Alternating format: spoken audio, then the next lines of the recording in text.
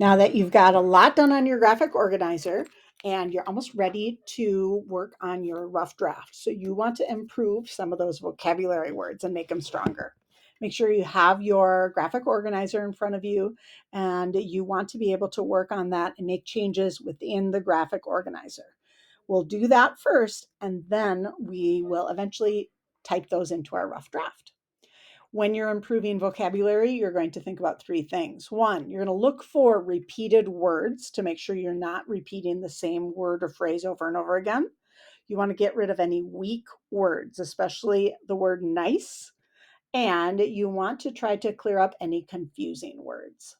So, as I look at my graphic organizer, one thing that I do is I look at the main words from my topic sentence and I think, okay, I need to keep an eye out for those big concept words. I'm going to look at example one, and that's about open mindedness. So, I know I might end up saying that word open mindedness a lot.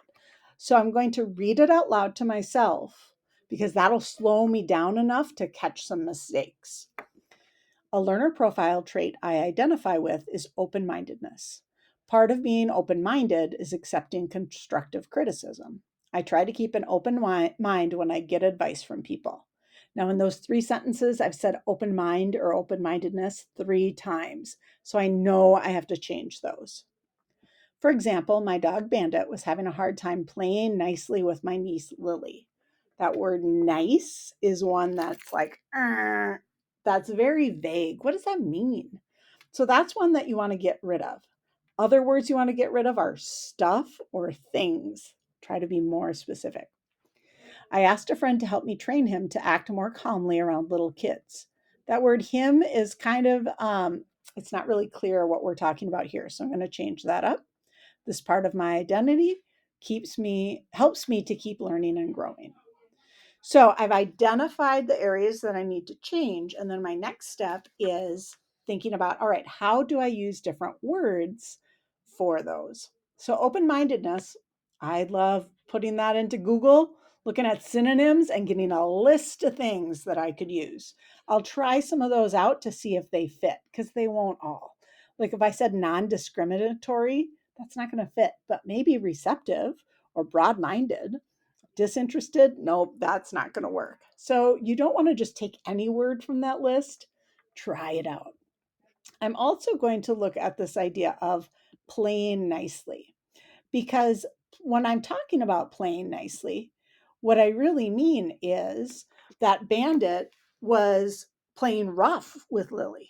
And so he would bite and growl at her and jump on her and leave like scratches on her back and she would cry. So describing that a little bit more would be much better than just saying he had a hard time playing nicely. Finally, that word him sounds a little bit like I might be referring to my friend. So I'm going to change that up too. So now that I've identified the problem, I can go ahead and change that. So what I'll do is I will make changes in my graphic organizer. I can write right on top of it. I can retype it. I can cross it out and write it on the side. So I chose to say instead of open minded a second time, I said receptive. And then I said I try to be non judgmental when I get advice from people. Instead of playing nicely, I said biting and jumping on my niece Lily. He was instead of saying having a hard time playing nicely, I said what he was doing, he was biting. I also added this sentence because I thought, does this really show that I'm being open minded?